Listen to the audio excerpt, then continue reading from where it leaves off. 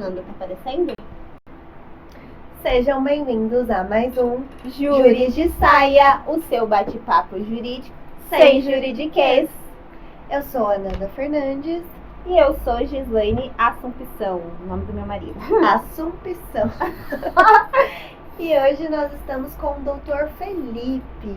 Se apresente, por gentileza. Seja muito bem-vindo ao podcast Júri de Saia. Bem-vindo, Dr. Felipe. Doutor, tá? ênfase no doutor. Muito obrigado. Eu falei, não faço questão do título de doutor. Eu me chamo Felipe Pedroso, sou advogado especialista na área criminal. Estou me especializando na área empresarial para futuramente defender empresários aí que cometem alguns delitos. Também sou secretário da Comissão de Direito Penal, membro da Comissão de Direito de Prerrogativas da OAB de Salto e também sou membro da Comissão de Direito Criminal da OAB de Sorocaba e da OAB de São Paulo. Acho que do currículo são as coisas mais importantes para se falar. Você esqueceu do principal. Sou casado com a Andressa. Esse é um título pessoal que só eu detenho especificamente. Então, com muita honra. Inclusive, beijo, amor, te amo. Amei, lindo. Douglas, aprenda. Bem-vindo, ó, que currículo bom, né? Sim, bastante coisa pra gente falar, pra gente destrinchar aí. E falando de Andressa, fala um pouco como que começou a sociedade. Vocês têm uma sociedade, né? Temos uma sociedade. A sociedade do casamento ou a sociedade... As duas. Vamos falar de tudo. Sociedade conjugal, como constituiu? A primeira sociedade foi a conjugal, né? A gente se conheceu durante a faculdade ainda. Eu vendia trufa para um colega meu da minha sala para ajudar ele. Então ele levava e no intervalo eu saía para as salas para ajudar ele a vender. Eu não lembro qual o motivo que ele vendia, mas eu ajudava ele. E em um desses dias a Andressa estava sentada e eu fui oferecer para ela a trufa. E ela falou para mim dar uma de graça. Eu falei que eu não podia, porque o meu amigo estava precisando, eu não lembro se era para a faculdade ou se era para contas pessoais, eu não podia dar uma trufa de graça para ela. Ela falou que não ia comprar, acabou que a gente só se falou por aí. Aí a gente tinha uma amiga em comum. Não deu trufa. Não. Nem comprou pra ela? Não sou mão de vaca. O primeiro o primeiro encontro, então, vocês nem sabem. Agora eu quero saber. Porque a gente tinha uma amiga em comum. Aí eu perguntei, e essa amiga em comum, ela postou um stories e a Andressa apareceu. Eu falei, ela estuda em Salto, né? Ela falou, eu perguntei, como que é o nome dela? Ela passou o nome e comecei a seguir ela no Instagram, no Facebook. Isso foi antes ou depois da trufa? Isso foi depois. Aí foi no mesmo dia, quase. Eu conheci ela e essa amiga postou um stories dela no mesmo dia. Eu comecei a seguir ela no Instagram, só que eu não falei nada. Eu era bem tímido, continuo bem tímido, mas menos agora. Aí ela puxou o assunto comigo e a gente marcou de se encontrar, de tomar um café junto. Daí eu falei, a gente pode tomar um café junto, mas você vai pagar. Ai, mentira. Não pagou a trufa e também não paga o café. Aí, não, eu já vou testando, né? Porque eu nunca menti que eu não era pobre, né? Eu sempre fui claro. Acho que desde o primeiro dia desde o primeiro dia deu pra perceber. Aí depois desse encontro a gente se conheceu e não ficou mais. Ela pagou. Olha só, literalmente ela pagou, gente. Os primeiros encontros ali eu faço questão que a mulher pague. Brincadeira. Só o primeiro, foi só um teste e ela passou. Mulher, eu não ela passaria. Tá investindo, né? A Andressa tava querendo muito, né? Se apaixonou, cara. Ó, que foi amor à primeira vista. Mas é justamente isso que ela falou, que foi amor à primeira vista. Ela falou que no mesmo dia que eu conheci ela da trufa, ela chegou na biblioteca e falou pra melhor amiga dela, pra Mayara, que ela conheceu o amor da vida dela. E que ia casar com ele.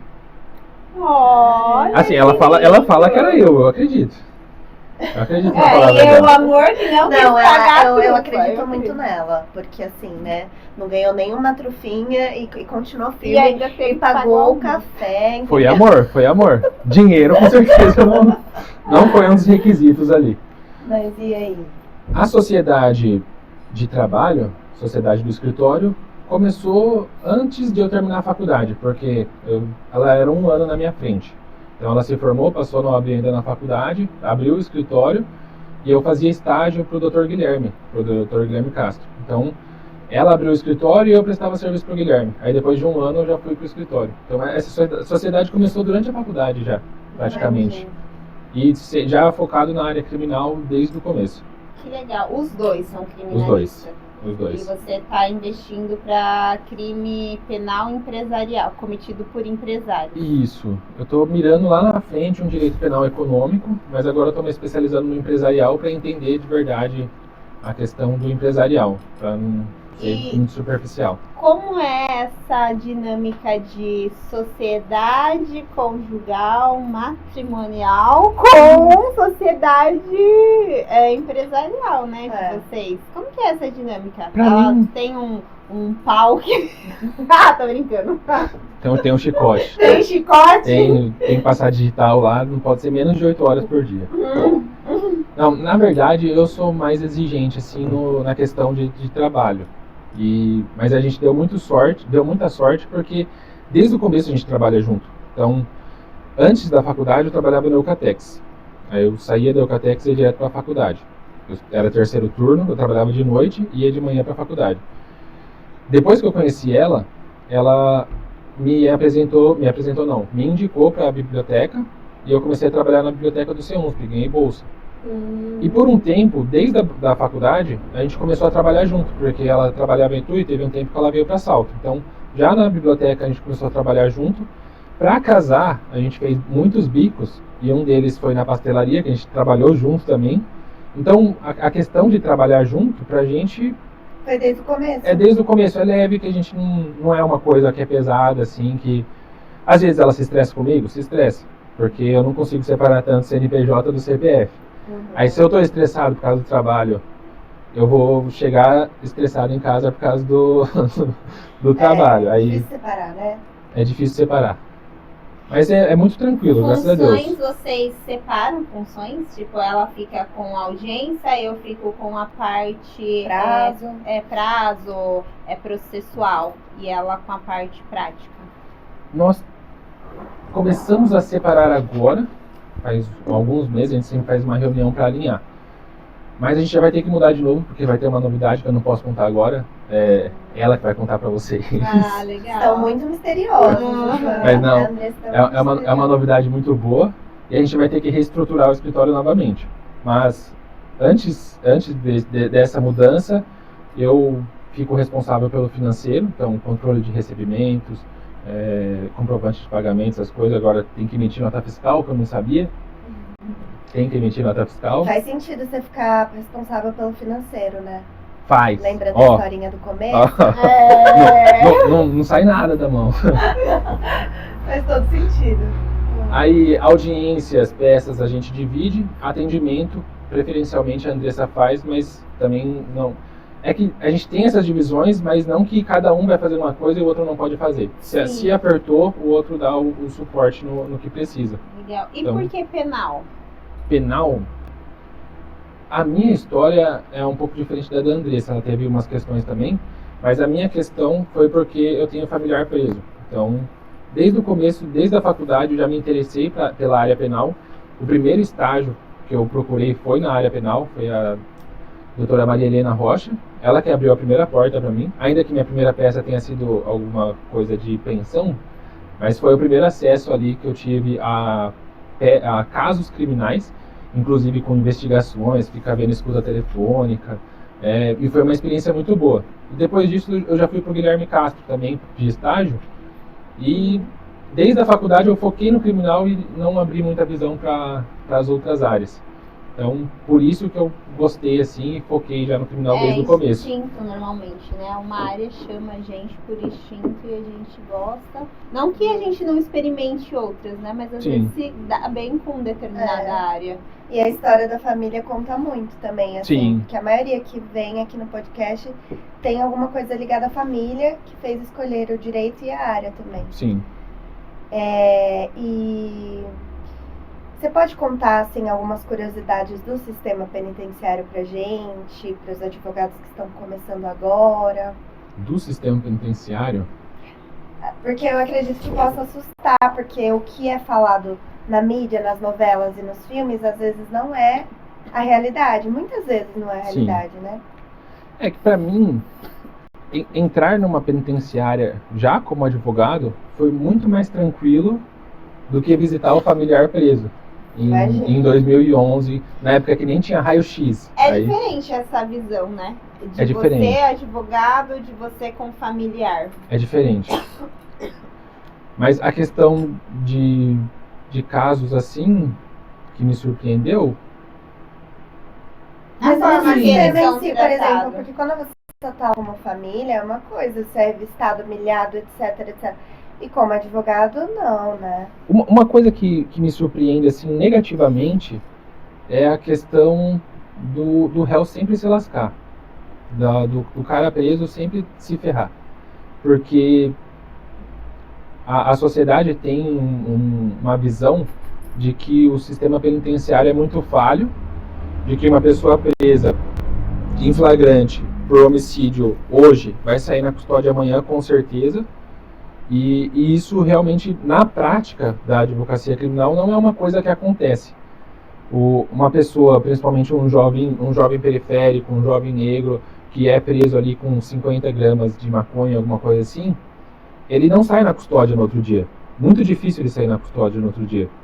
E fica ali respondendo um processo criminal preso 1 ano por uma coisa que ele vai sair por uma condenação, que se ele for primário, vai ser em regime aberto e vai ser substituída por prestação de serviço à comunidade.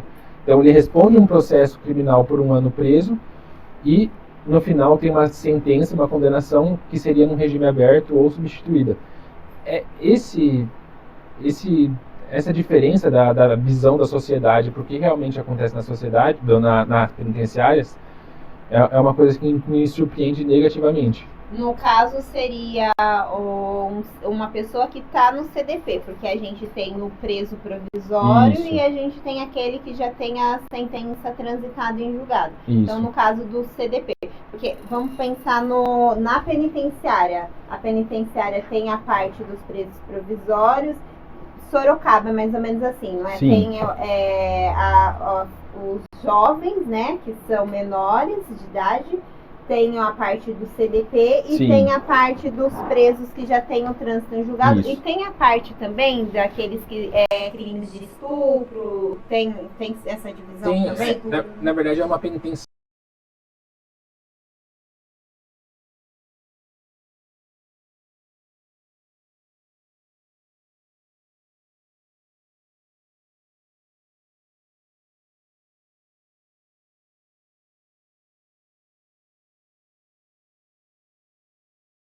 Que tem um trânsito em julgado, seria mais ou menos isso? Mais ou menos isso, eu não vou ter os números exatos. O que eu lembro é que 40% dos presos são provisórios e 40% seria mais do que os presos que estão no regime aberto e no regime semiaberto.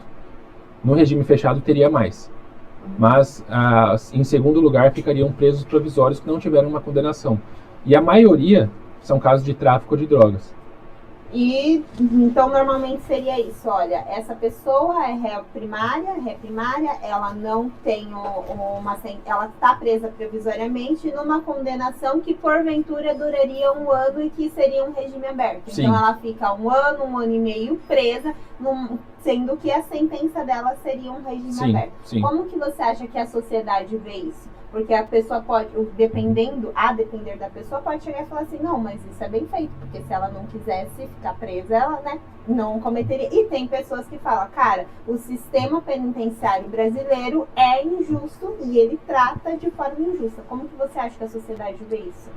A sociedade, eu vejo que ela gosta bastante do sangue, né? Ela gosta da punição. E não é de hoje. As pessoas gostavam de ver as pessoas sendo enforcadas, gostavam de ver pena de morte.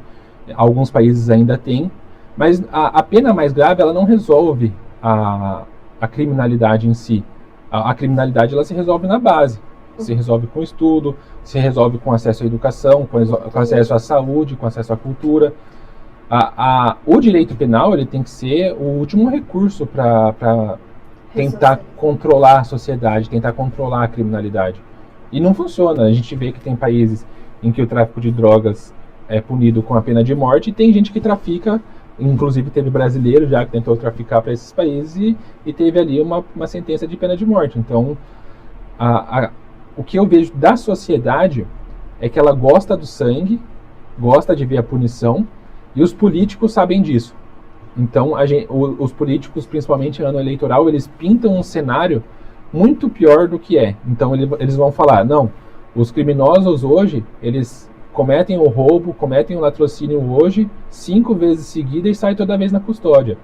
Ou comete o roubo 5 vezes seguido e na 6ª vez que ele sai da custódia, ele sai e mata uma pessoa. Então, é isso que os políticos pintam para a sociedade, para falar que vai fazer alguma coisa, vai endurecer as penas, que vai colocar mais polícia, que a polícia vai fazer mais operações igual do Rio de Janeiro, que mataram várias pessoas, para a sociedade comprar, e funciona como uma questão mais eleitoral do que uma política efetiva que vai resolver o problema da criminalidade. Isso poderia ser resolvido com políticas públicas voltadas para a educação, para a cultura. Cultura. Sim, cultura. E nem é muito longe, né? A gente vai no Marília aqui, a gente vê que aqui em Salto já tem muitas pessoas que não têm acesso à cultura. Que não têm acesso. Educação. Falando, ontem eu e a Thaís, nós fomos fazer uma visita no Senac. Gente, tem muito curso gratuito para pessoas que têm até 2 salários mínimos, né? 2 salários mínimos por pessoa, ou seja, dependendo de quanta pessoa mora na casa, contar 2 salários mínimos por pessoa e você tem condições. É uma puta de uma estrutura, assim, é fenomenal a estrutura. E tem cursos e muita gente não tem essa informação. Que você pode fazer curso de esteticista, massoterapia, que você pode fazer. Mas por quê? Porque não tem incentivo. Porque eu acho que é cômodo também. Você manter. Eu tinha uma professora de filosofia na faculdade que ela falava assim, é cômodo para os políticos manter o cérebro de alface. Porque Sim. é cômodo. E a pobreza também. E a pobreza. Fabricada. E o Senac, que é um projeto interessante, que dá cursos gratuitos interessantes, aonde que ele está localizado? Lá no Buru. No Buru. Lá é muito distante. Muito distante das regiões periféricas de Salto. Só que se você parar pra pensar, eles têm um ônibus de graça. Eles têm 4 passagens de graça. Então a pessoa pode ir de graça, ficar lá, fazer até 2 cursos por dia. Mas onde que tá essa informação? Entendeu? Sim. Para a pessoa que é periférica, para a pessoa que é pobre, não chega essa informação até lá. E podia ter perto também, né? Porque às vezes tem toda uma logística de família, de deixar a criança sozinha. Alimentação. Etc. Alimentação. É complicado. Caso Orelha. Exato. O que você sabe sobre o caso? Essa parte mais técnica, né? São menores de idade. Como que você vê esse caso? Eu, particularmente, não me aprofundei no caso Orelha. Eu vi as notícias, um crime brutal, não tem o que falar, não tem muito o que falar em defesa de quem realmente cometeu esse crime. E aí que é um ponto que, como criminalista, eu acho importante. Eu gosto de falar, tal pessoa realmente cometeu quando teve o devido processo legal, teve a defesa, ampla defesa, uma condenação transitada em julgado.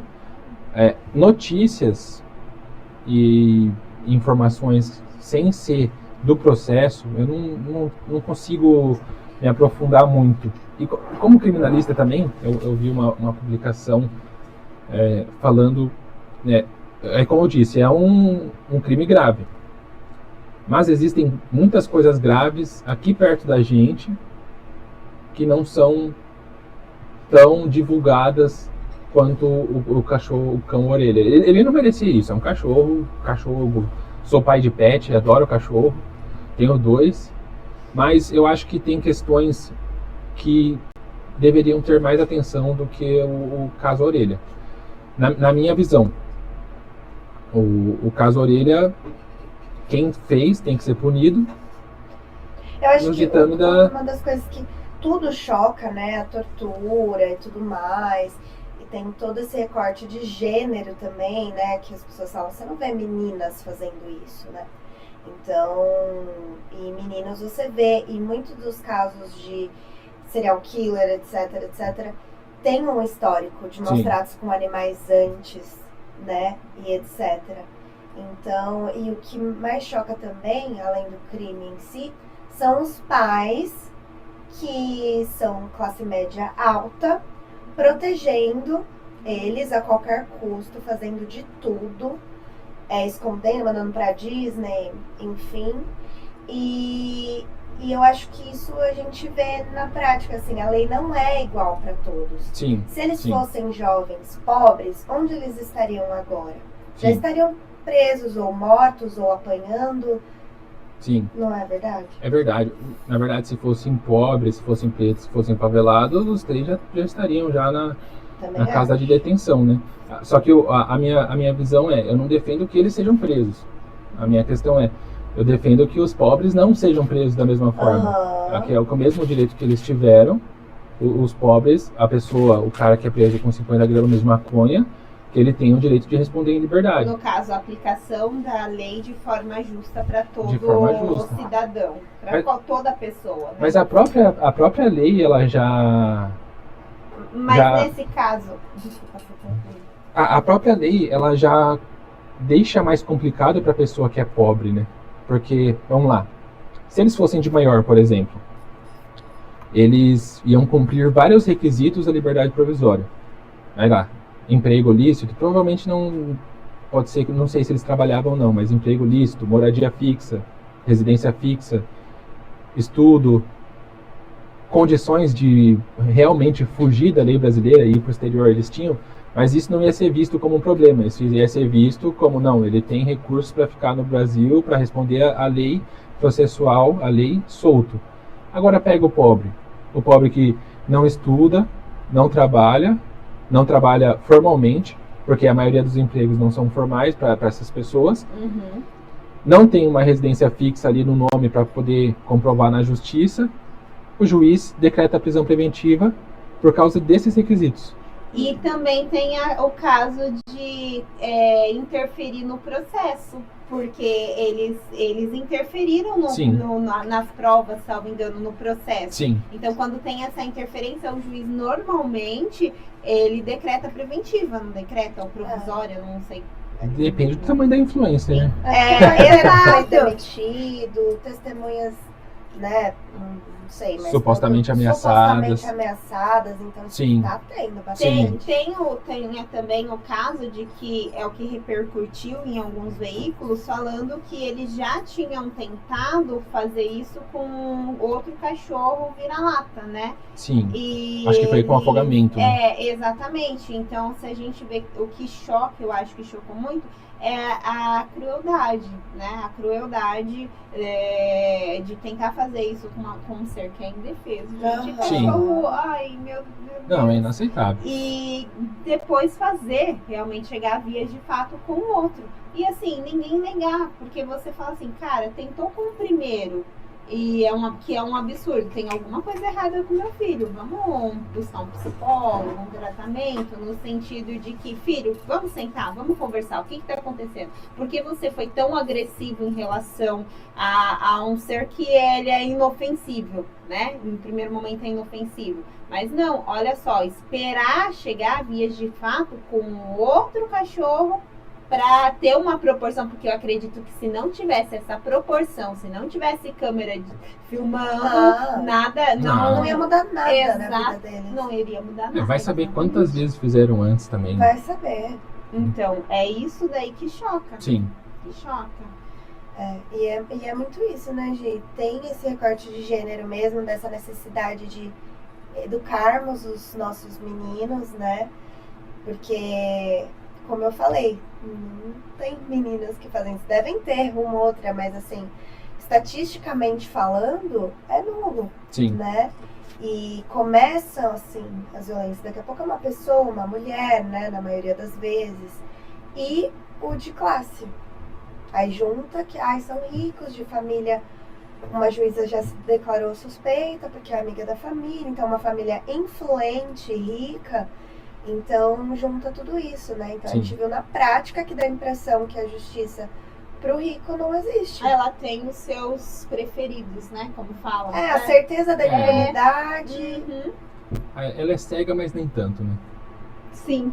Ou ela é cega e sente o cheiro da riqueza, não sei. Tem esses dois lados. E como que ficaria nesse caso? Porque foi uma tentativa do primeiro cachorro e depois as vias de fato. Que daí é um crime. Como que ele é tipificado? E se é um crime considerado continuado ou são assim dois crimes diferentes, duas penas diferentes? Bom, tem a lei de maus tratos, De maus dos tratos. animais. Seria dois? Na minha visão, seriam dois, porque não acredito que se aplicaria o crime continuado, não foi nas mesmas circunstâncias, não dá para saber, vendo de fora, se foram as mesmas partes que participaram, até nesse do cão-orelha, eu não tenho certeza se foi uma pessoa, se foram 4, porque saiu notícia de que apenas uma pessoa estaria envolvida. Eu só vi que foram todos. A princípio, seriam dois crimes autônomos, que não se aplicaria o crime continuado. O crime continuado tem a aplicação da pena dos dois crimes, vai aplicar a pena de um, acho que é elevada uma quantidade da pena, mas não seria o caso, acredito eu. Vendo por fora, assim.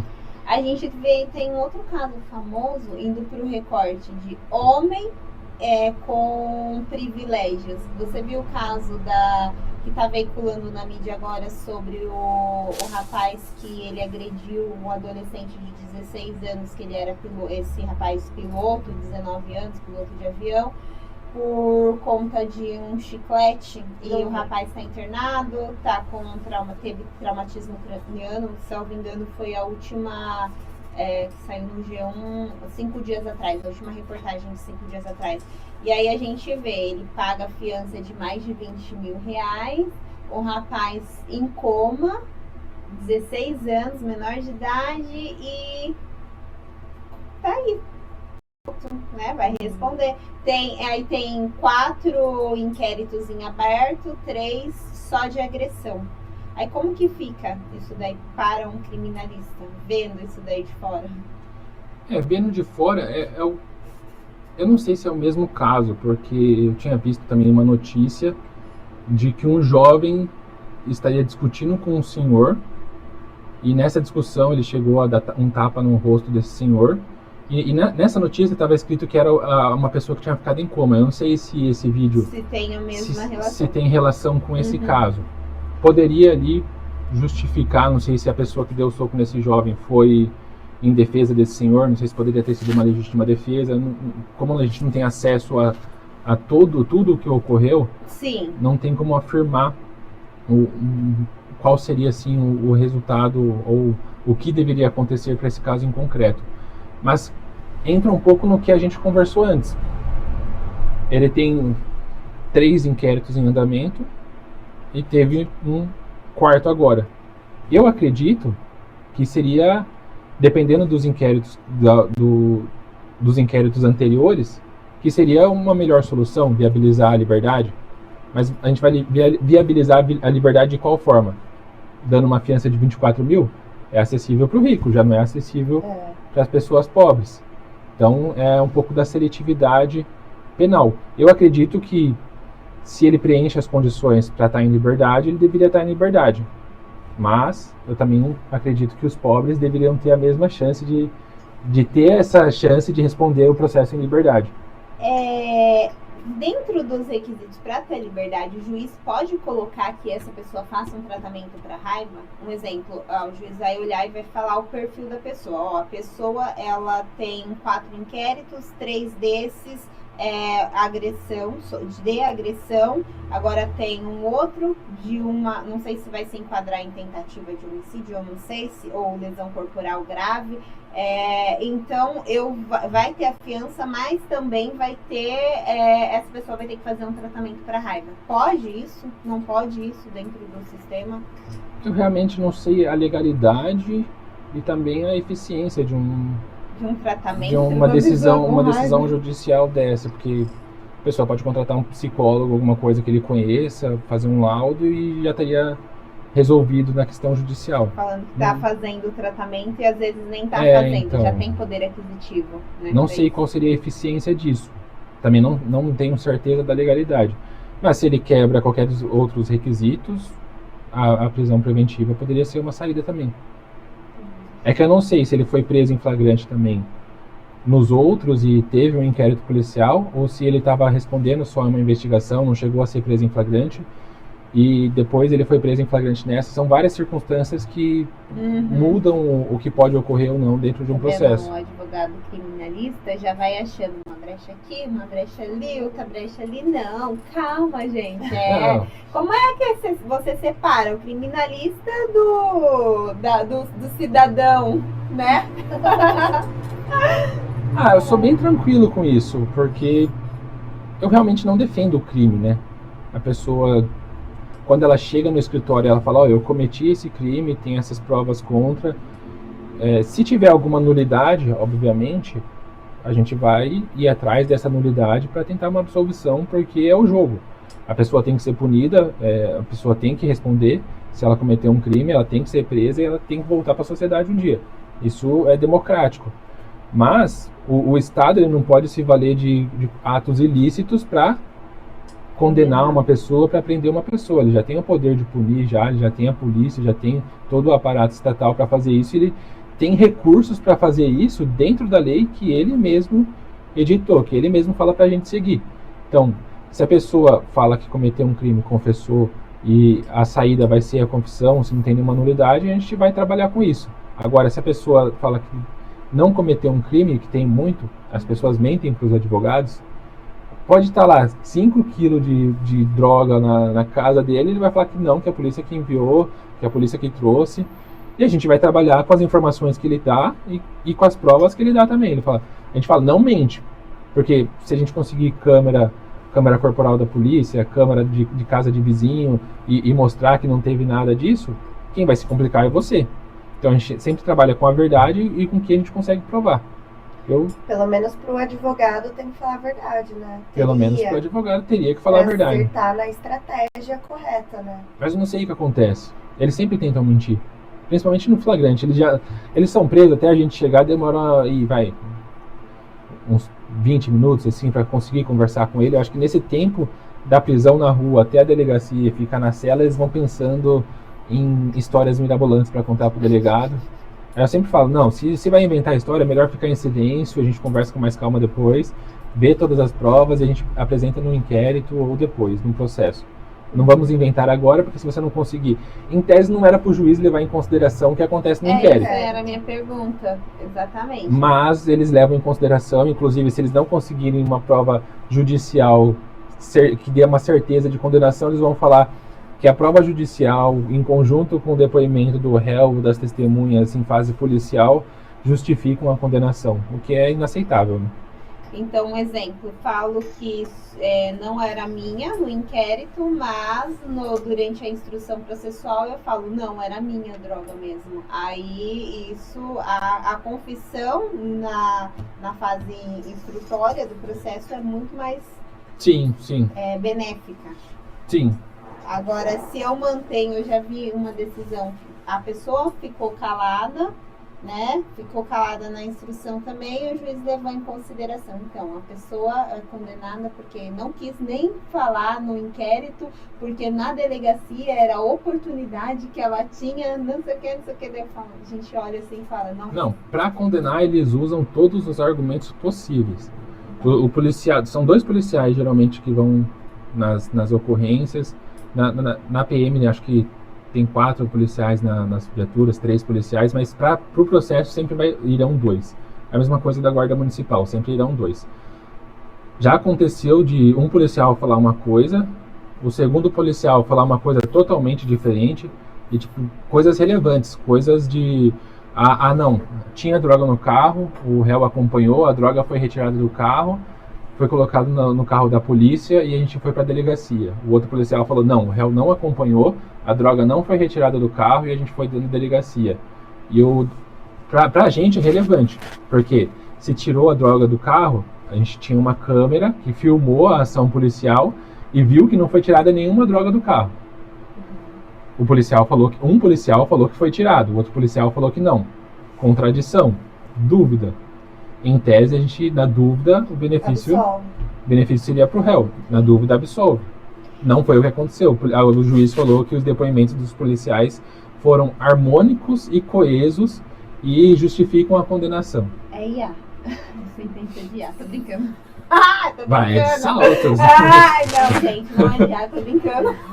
Os juízes de salto não usam essas coisas. Não, é extremamente correto. Viu? Ai, agora esqueci. O que você acha das câmeras, falando nisso, nos policiais? Que no estado de São Paulo, uma época, tava uma briga, não tava não, falando assim. O Tarcísio, né? O Tarcísio falou que não... Isso. Primeiro o Tarcísio defendeu que os policiais não tinham que ter câmeras. Depois ele acho que ele voltou um pouco atrás, falou que tinha que ter câmeras, mas com ressalvas da forma que era. Porque a câmera, ela gravava sem uma atuação do policial. Aí, acho que agora o policial pode desligar a câmera para fazer algumas coisas, se não me engano. Tá, mas qual a sua opinião? É benéfico ou não? Concorda ou não? Eu não vejo um motivo do policial se incomodar de gravar a sua atuação. É o mesmo motivo de um juiz se incomodar do advogado gravar a audiência. Mesma coisa. Por que vai incomodar? Se eu faço tudo certo, se eu sigo a lei, se eu não cometo nenhum crime, por que eu vou me incomodar como servidor público da minha atuação estar sendo gravada? Concordo. Então, vai favorecer o réu? Em qual sentido? Eu vou fazer coisa errada e vai favorecer o réu? Porque é só nisso que me vem à cabeça. Pelo contrário, eu acho que a câmera, ela ajuda o policial a se proteger. Eu vi um vídeo recente que não foi gravado da câmera do policial, mas em uma perseguição, ele tentou imobilizar o cara que estava fugindo, e esse cara sacou uma arma e atirou nele. E fugiu. Se o policial, se a história tivesse um outro fim, se o policial conseguisse reagir e ter matado a pessoa em legítima defesa, a câmera corporal ia comprovar que ele agiu em legítima defesa. Então, na minha visão, só favoreceria a polícia. Não vejo como geraria prejuízos. A intimidade, falam que a câmera não desligava, acho que nem no horário do almoço, nem para ir no banheiro, alguma coisa assim. Salvo engano, as norte-americanas, elas têm um negócio de liga e desliga, não tem? Não Brasileira sei. também tem, né? Então, é pra ter, né? Tem que Mas ter. a princípio eu acho que não tinha. Mas aí abre tipo assim, eu vou desligar ela aqui a hora que eu quero, e aí ligo a hora que eu quero também, entendeu? Mas aí Tudo bem que tem intimidade, né? Ir no banheiro, essas coisas, almoçar, ok, né? Ele não tá no exercício, só que abre essas brechas, acredito, né? Então, mas daí, você tá porque daí você vai saber o horário que a pessoa tá sendo presa. Mas aí já desligou a câmera. O crime já aconteceu. E gravando ainda, tem casos que um policial fala pro outro, vira pra lá. Vira pra lá por quê? Porque enquanto eles estavam fazendo alguma coisa de um lado, o policial tava virando a câmera pro outro. Então tem tudo isso. E nesse caso, se não me engano, no momento em que a polícia atirou no rapaz, é um vídeo também que eu vi, não tinha nenhuma arma no chão, aí o policial vira com a câmera, aí na hora que ele vira de novo, aparece uma arma no chão. Do nada. Então, eu realmente não vejo como prejudicaria a polícia. Tendo a atuação gravada. Só favoreceria. Você, como advogado criminalista, você tem um caso que você fala assim, esse tipo penal eu não pego, esse tipo de crime eu não pego, ou não, você é aberto para todas as áreas? Latrocínio, tráfico, violência contra a mulher, estupro de vulnerável, maus tratos, tem alguma coisa que você tem alguma ressalva ou não? É difícil, na verdade eu não tem um crime que eu não atuaria, assim, eu acho. Eu tenho crimes de estupro de vulnerável, não, mas eu já atuei fazendo defesas. É um crime que eu gosto de fazer?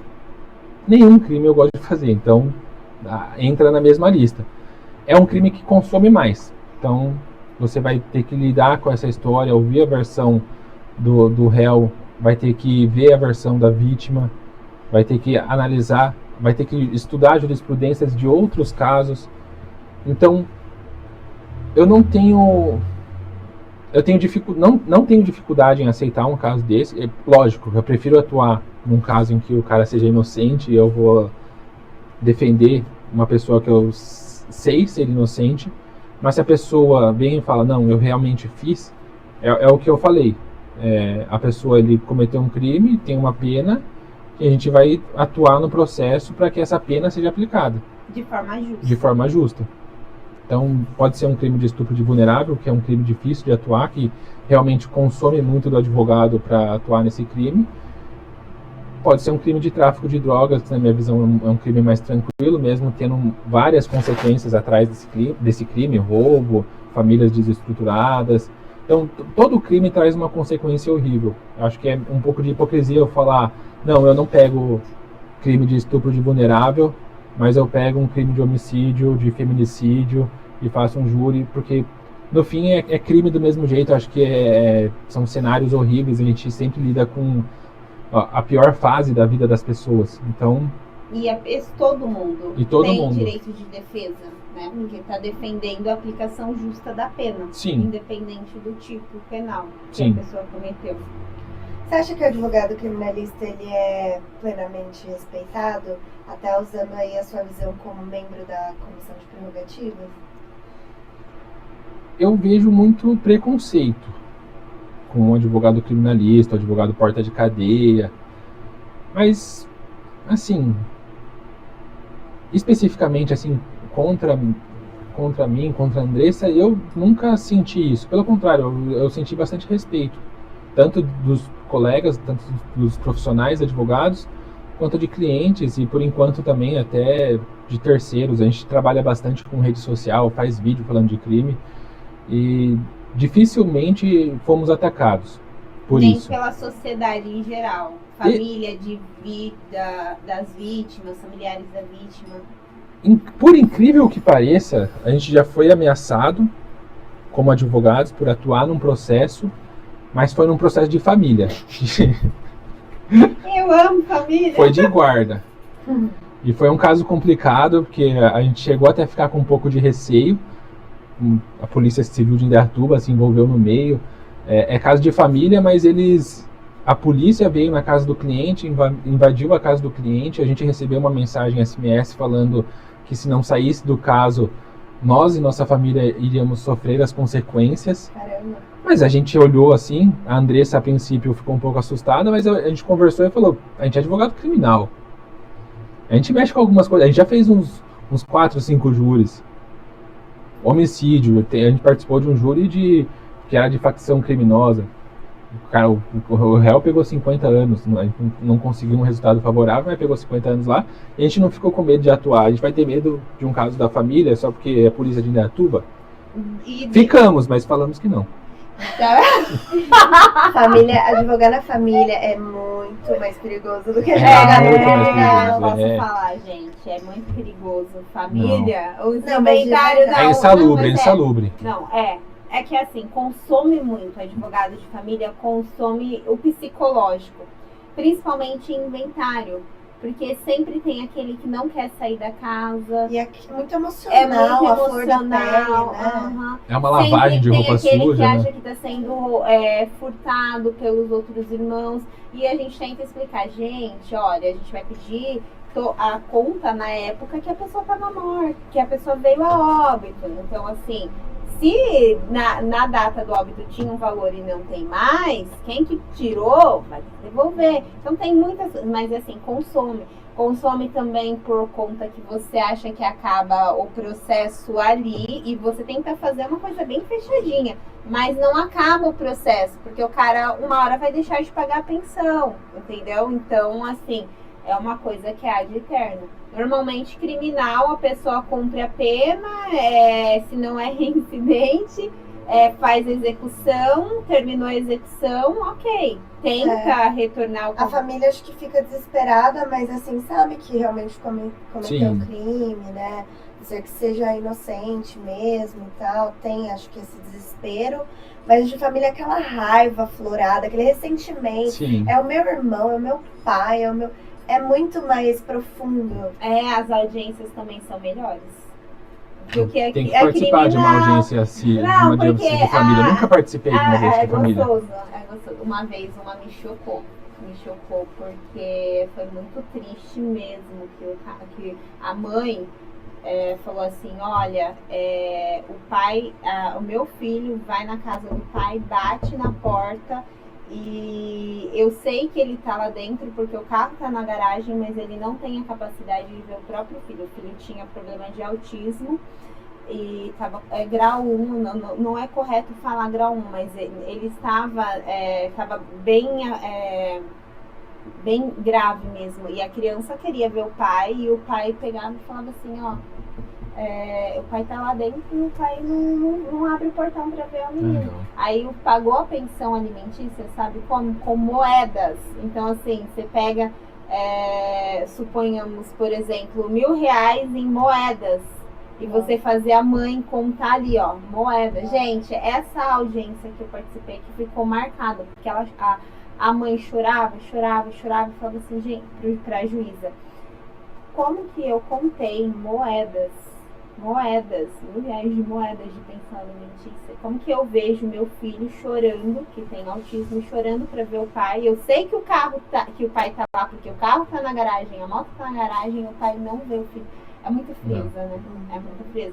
Eu vejo muita coisa assim na vara de família, porque tem isso mesmo. Tem às vezes muita frieza, tem às vezes muito ânimo alterado. Então fulano fala isso, mas você fala isso. Mas você é uma péssima mãe, mas você não sei o quê. Então é muita mágoa, raiva vindo. A audiência de conciliação, né? Já começa assim, vamos esperar o outro falar.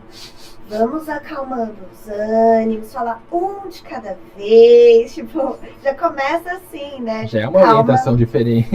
Outra orientação. A criminal então, você pode manter o silêncio, se você quiser, não precisa falar, mas aqui é a oportunidade. Então, e é bem assim, como que fala, sedimentada, né, depoimento, testemunha, tal, bem assim. Na de família tudo pode acontecer, do nada uma discussão, que nem era do processo, do nada, ou uma coisa que ninguém tava esperando. 1000 anos atrás começa a vir à tona, assim, gente, é muito legal. Mas uma coisa que eu gosto da área civil, já atuei, mas não tenho essa familiaridade, é a possibilidade de ter mais chances de vitória. Ali é advogado contra advogado. Agora, advogado contra MP, aí é muito difícil. Geralmente, principalmente no estado de São Paulo, aqui em Salto, perdeu em Salto, vai para TJSP, a chance de perder lá é muito grande. A maior chance que o criminalista tem é no STJ, no STF. É o que eu ia falar, porque daí eles têm um pensamento mais diferente. Eu não vejo isso às vezes de alguns colegas, até de você mesmo. Sim. Nossa, é muito mais fácil conseguir numa instância superior, porque parece que tem uma visão diferente. Ali eles são mais garantistas, né? Ali a lei vale mais. Agora, é diferente. Agora, pra gente que é civilista já é ao contrário. Então você tem que ver muita jurisprudência e tal, porque tá mais perto do processo, principalmente com marca de interior, né? Tá mais perto do processo, conhece mais, vê como que é a demanda. Do civil e da família, eu gosto dessa possibilidade de ser multifacetário. Você pode fazer essa ação aqui, você pode fazer essa ação aqui, você pode fazer isso. Ontem eu fiz um atendimento na defensoria, que eu fiz plantão lá nesse sentido, né? Busca e apreensão do carro, tá, mas por que quando o banco recusou, você não fez ação de consignação e pagamento? Você poderia desconstituir isso daqui, de repente, se você fizesse isso que eu gosto no civil, essa desconstituição. Tem mais espaço ali para discutir. Exato. Ali. Eu acho que o penal é um pouco mais fechado, porque o tipo penal esse é o caminho. Então consegue a diminuição da pena de 2/3, de 1/6, é mais assim, né? Aí o policial falou que é isso na prisão, o delegado vai aceitar o que o policial falou, o promotor vai aceitar o que o delegado falou e o juiz vai aceitar o que o promotor falou na maioria das vezes, se o acusado não provar inocência. Então, o sistema penal devia ser, na dúvida, se absolve o réu, mas se ele não provar a inocência dele, na maioria das vezes ele é condenado. Então, tem que ter uma atuação muito ativa também no criminal. O que você falou de ser mais tranquilo também em relação a familiares, o criminal é tranquilo, desde que o advogado seja sincero com o cliente. Então, se o advogado falar, não, pode vir comigo, paga 15 mil, dá sua moto, dá seu carro, que a causa ganha, e não sei como, mas acontece isso muito, aí o advogado se coloca numa zona de risco. Porque a pessoa que cometeu um crime, ela sabe que ela cometeu um crime, ela sabe que pode ter uma pena tal, e que pode ter a chance da condenação ali, pode ser alta, pode ser baixa, mas vai ter essa chance, não é culpa do advogado. Agora, quando o advogado assume essa responsabilidade, aí, tanto na área civil também, qualquer área. Fora que é antiético, né? Sim. O advogado que promete causa ganha, ele tá infringindo a ética. Já começa por aí. Sim. Então, se um advogado promete causa ganha, já desconfie. Porque ele já está sendo antiético. Ele já está infringindo o código de ética. Qualquer área. É porque tem que colocar na cabeça, a advocacia é atividade de meio, não é atividade de fim. Se é uma atividade de meio, como é que você vai prometer a causa ganha? Não é você que vai julgar. Exatamente. Depende de outras pessoas e depende da forma do que como você vai apresentar o caso. Igual a gente no Congresso, no Congresso da Jovem Advocacia, um dos talks estava exatamente falando sobre isso. No processo civil é prova como você apresenta o seu caso, o caso para o juiz. Então, assim, dependendo, esse juiz já tem uma vertente. Eu tendencio mais para cá. Pode ser as jurisprudências todas num determinado sentido, mas ele vai para o outro, porque a tendência dele é para decisões minoritárias. Então é muito complexo para você. Vai depender da parte contrária. Exato. Eu peguei um caso, gente, eu adoro os causos. Eu peguei uma vez, tem um caso que a parte falou assim, foi muito engraçado. Muito engraçado, não. Depois corta isso daí, pelo amor de Deus. Foi muito engraçado. Ela solta a maior atrocidade do Não. É que foi assim, ó. Na verdade é um usucapião. Muito engraçado, a família perdeu a casa. Não, é porque é a questão de provas. Aí fala no civil, porque eles... Gente, como é que eu vou falar? Ó, Thaís, corta isso depois. Eles literalmente estão mentindo. Eles estão mentindo. Então você vê que é muito... Então a parte mudou a versão muitas vezes. Então, primeiro assim, ó. Eu autorizei a pessoa a morar na casa. Aí, não, eu não autorizei a pessoa a morar na casa. Então a gente fez a inicial. Aí a parte fez a contestação. Na contestação falou assim, eu não autorizei a pessoa a morar na casa. A pessoa invadiu a casa. Não sei o que. Ok. Aí o que a gente fez?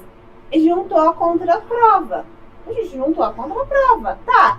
Aí a pessoa fez uma manifestação. Eu não quero que essas provas fiquem no processo, porque essas provas aqui, elas foram juntadas de forma intempestivas e tal. Só que daí qual foi a nossa argumentação? Excelência? Não foi a gente que abriu o caminho para falar sobre isso. Foi ele. Então, se ele abriu o caminho falando que ele não tinha autorizado a pessoa a morar na casa, nesse caso, a gente tinha que provar. Porque o ônus da prova é de quem alega. Mas só que tem um ônus da prova. Então, eu tenho que provar os fatos impeditivos, modificativos do direito do autor. Não é isso? Sim. Então, o autor está provando que ele não provou os fatos impeditivos, modificativos, distintivos do direito do autor. Então, como que vai retirar essa prova que está provando que faz contraprova da alegação dele? Aí o juiz pegou e fez a manifestação. não vou desentranhar as provas do processo. É muito legal, É porque... muito legal. É legal, Sim, gente. sim. Aí você fala, tá vendo? Você tava mentindo. Aí ele mudou a alegação. Eu deixei. Gente, é demais. Esse processo tá sendo muito doido. Porque daí a pessoa mudou a alegação. Então, eu deixei agora. Aí eu falei, excelência, tá. Mas no primeiro momento ele fala que não deixou. Agora ele deixou, então tá um pra pouco você tá contraditório. Né? Ele tá ali levantando a bola pra você fazer o ponto. Fazer o gol, né? Nossa, gente, sentencia logo, pelo amor de Deus. É muito No legal. trabalhista é diferente, né? Como que é? No trabalhista, os clientes já vê assim meio como um anjo quase, né? Porque ele não tem muita coisa pra perder. Não, às vezes acontece isso que a Ju falou, de você juntar a prova depois pra contrapor e tudo mais. E dele falar, pra que você vai ouvir, né? Por exemplo, eu tô pelo reclamante. Por que eu vou ouvir a reclamada, né? Pra ver se ela confessa, se ela falar alguma coisa que tá diferente do que alegou na contestação, igual a gente tava falando, cada hora alega uma coisa, Sim. Pra mim ótimo, Sim. né? Então, acontece. Isso é muito bom, né? Porque as partes assim que não O são... advogado tem que estar muito alinhado com o seu cliente. O que tá lá escrito, eu sei que às Sim. vezes acontece, de mentir, de ter surpresa na audiência, acontece mesmo, né? Do cliente te enganar ali e tal. Mas aí pede prova. Sim. Pede prova, sabe? E é a malícia que a gente vai tendo com o passar do tempo também. E no nervosismo eles entregam, né? Tanto a reclamar. A prova testemunhal é uma das melhores, assim, pra tirar Quem a tá verdade mentindo. mesmo. Sim, e, gente, o depoimento de reclamada também, tá? Às vezes eu tô sem testemunha e só o depoimento da reclamada bastou. Já entrega de bandeja. Eu fiz uma audiência cananda, acho que eu e a Thaís, né? Que a gente foi lá. Foi muito legal, que era mais ou menos Equiparação equiparação salarial. Mas o que faz o nível 1? Um exemplo, o técnico de nível 1, de nível 2 e nível 3. A própria reclamada meteu os pés pelas mãos, o preposto da reclamada. Então, eu acho engraçado na trabalhista que tem essa coisa de muito de audiência, né? Porque que nem o Dr. Marcelo falando no passaporte, né? Às vezes vai falar, Sim. a pessoa não vai falar o contrário do que ela tá alegando. Fala. E aí é pura técnica de audiência, gente. Às vezes você tá lá, não, mas continua. Porque a pessoa é leiga, ela não sabe que pro processo vai prejudicar ela, o que ela, né, ela vai saber mais ou menos, porque, claro, ela conversou com o advogado dela, e a reclamada pode mentir, detalhe, pode mentir, quem não pode mentir é testemunha, Sim. é crime, inclusive, mas o preposto pode, então é muito técnico, você tem que saber um detalhinho, sabe, do processo ali, que faz você ganhar sem precisar de testemunha. É legal. E documentos também. Às vezes a reclamada vem junto àquele mundaréu de documentos. Nem às vezes eu acho que nem olha o direito Contrato que tá social, mano, um monte de juntando, coisa. sabe? Gente, Porque eu já ganhei equiparação salarial sem testemunha e sem confissão. Documento. sério? Sério. Muito legal. PPRA tá lá descrevendo a função. A reclamada assim, não, é diferente, porque a diferença é que esse aqui, funcionário aqui, atua mais na parte administrativa. Então e esse documento aqui tá falando que atua na parte administrativa. Então é a mesma função. E ganhar a equiparação salarial documento com documento. Por isso que a gente tem que saber o que a gente tá juntando. Até no previdenciário. No previdenciário, às vezes a pessoa já tinha uma doença pré-existente e tudo mais. Às vezes ela piorou. A gente não é médico. Então a gente tem que tomar muito cuidado com o documento médico que a gente está juntando. Às vezes a data de piora é o que vai virar ali para ela se aposentar ou não. Às vezes ela, estando muito mal na doença dela lá atrás, ela não tinha qualidade de segurado. Mas ela piorou aqui na frente. Jurisprudência entende, aqui na frente ela tinha qualidade de segurado. Então, a pessoa junta um monte de documento e acha que tá arrasando. Olha quantas provas eu tenho. Exato. Calma. Na minha pós de direito previdenciário... Desculpa. Imagina. Na pós de direito previdenciário é exatamente isso. É quando a pessoa quer fazer a perícia, aí ela foca em 300 doenças. Não. Doença é diferente de incapacidade. Exato. O que te deixa incapaz? De repente a diabetes não te deixa incapaz, mas o problema na coluna que você tem te deixa incapaz. Então você quer apresentar tudo para o perito, ele vai focar naquilo que é considerado doença e não naquilo que é incapacitante. Pro homem, uma gripezinha já é incapacidade já. Tem que aposentar. E o perito? 6 anos de gripe, 6 anos de incapacidade. Tinha que ver esse lado também. 25 anos, na flor da idade, mas tá com gripe. Incapaz Tá do de trabalho. cama. O engenho de galinha não funciona. É verdade. Isso é muito legal. E as pessoas... Quantas mulheres em Covid sangrando. Gente, vocês estão ouvindo a Nanda gritar? É o ouvido da Nanda que não tá funcionando direito. Tá aqui, ó. Não, Se fosse um homem, não pegou atestado, vai trabalhar com o ouvido infeccionado ou infecção de ouvido, gente. É duro, dói. E tá aqui no podcast. Força, Nanda. Tá vendo? A mulher. Aprenda, Felipe. Não. Mínimo 10 dias aí. Pra começar Pra começar a se recuperar. Olha, aprendem. A Andressa sofre. Agora a gente viu, né? Não é muquirana. Não, isso foi um teste. Foi lá Foi lá atrás, atrás, né? já faz tempo, já 2019. Viu? E agora vocês estão bem, né? E você tem alguma dica pra dar para jovens advogados? De ir pra cima, ter cara de pau, conversar com todo mundo, fazer networking, o que é importante? Gravar uns vídeos, é engraçado. Eu adoro os vídeos da Andressa, gente. Cara, tudo é importante, tudo isso que foi mencionado é importante. O que o jovem advogado tem que ter é resistência e não desistir, né? Porque o começo, principalmente quando a gente não vem de uma família de advogados, que não tem uma estrutura, é um pouco solitário, um pouco difícil, mas, graças a Deus, temos a Jovem Advocacia. Que a nossa presidente, a Nanda. Toda a comissão maravilhosa. Toda a comissão. Thaís ali, né, Thaís? Diretoria que ajuda muito. Principalmente para os jovens advogados, a AB de Salto acolhe muito, dá muita oportunidade, dá palestra, faz eventos, que é uma oportunidade de fazer esse network. Para o jovem advogado, network é essencial. Eu acho que se especializar e se vender como especialista em um nicho específico também é interessante, mesmo que atue em outras áreas, mas falar, não, eu sou especialista nessa área. Porque os colegas advogados, as pessoas que vão ver nas redes sociais essas informações, vão lembrar dessa informação. E junto com a questão do nicho específico, sempre vem um cliente que veio por uma área e pergunta, viu, mas você faz essa? E vai ampliando. Eu acho que estrategicamente é mais interessante para o jovem advogado, até porque áreas diferentes são muito complexas. A área criminal é diferente da complexidade da área civil, que é diferente do trabalhista. Eu não sei mexer direito no PJI. Eu tenho dificuldade. Então, Eu adoro. Eu odeio. Eu gostava do ESAG. Quando ele não travava, Gostava do estágio, EPROC. Eu amo EPROC. eu usei uma vez, mas com dificuldade ali. Eu amo EPROC. O jovem advogado acho que precisa disso. Porque... O jovem advogado, você acha que ele pode fazer parceria?